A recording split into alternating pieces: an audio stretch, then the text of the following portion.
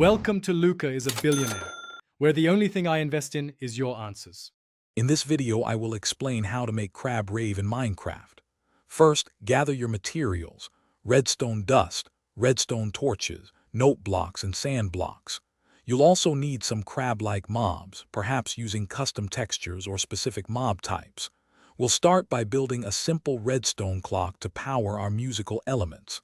This setup forms the foundation for your entire rave experience, ensuring continuous sound and movement. Now, let's focus on the music and dance floor.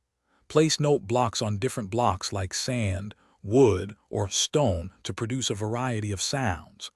Experiment to find the perfect crab rave melody. For the dance floor, incorporate sticky pistons connected to your redstone clock.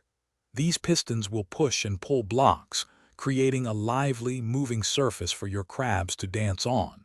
Adjust repeater delays for a synchronized beat. Next, it's time to bring in the stars of the show, the crabs.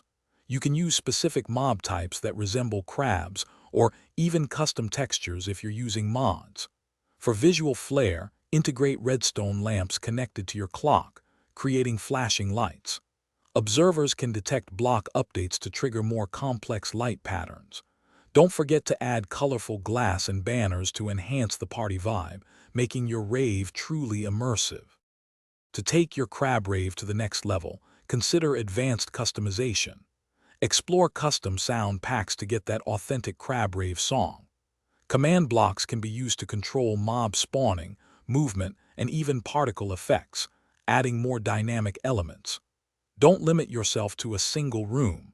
Expand your rave with multiple levels, secret areas, and different themed zones for an unforgettable Minecraft party experience.